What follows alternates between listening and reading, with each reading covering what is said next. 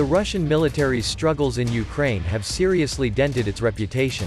Despite having qualitative and quantitative advantages, the Russians have failed to achieve their primary objectives, forcing the Kremlin to backtrack and change its strategic goals in the war.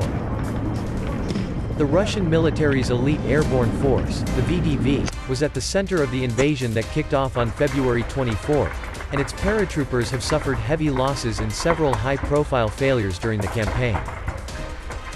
One unit within the VDV, the 331st Guards Parachute Regiment, is considered elite in its own right and has taken heavy losses in Ukraine, including its commander, Colonel Sergei Sukharev, who was killed in mid-March. The Russian plan focused on acting with speed, surprise, and violence.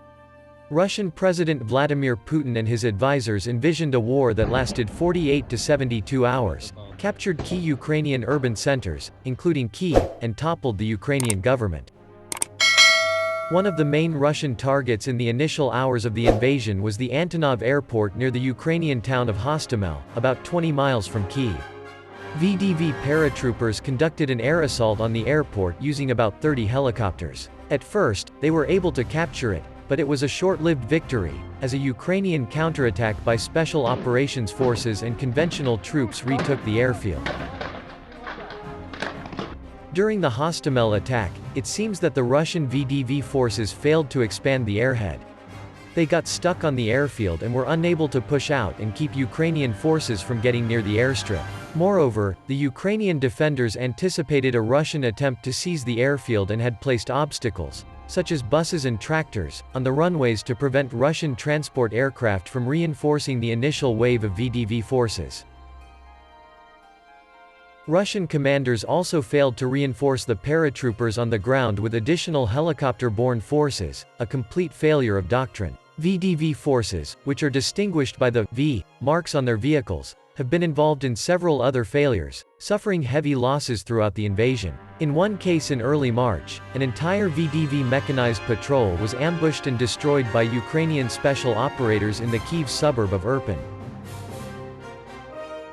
Distinguished by its troops' white and blue striped shirts, called telnyashkas, and their blue berets, the VDV is an elite organization within the Russian armed forces. It's a distinct branch of the Russian military and is considered Moscow's strategic reserve.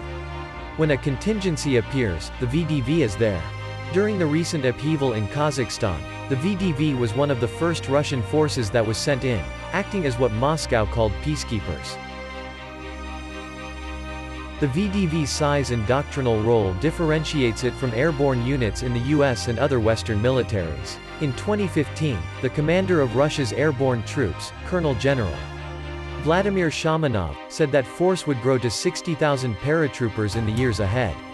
Those forces are divided into several divisions and brigades.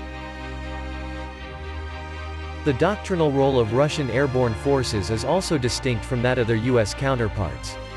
Both formations are rapid response forces designed to strike fast and capture key objectives, but VDV forces are far more mechanized than US airborne units. The VDV went into this war with a reputation for being one of the strongest and most professional forces in the Russian army.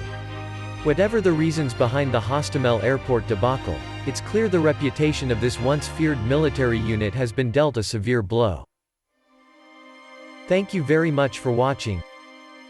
We hope you enjoyed this episode. Don't forget to hit the like and subscribe button so you can be alerted to our next video.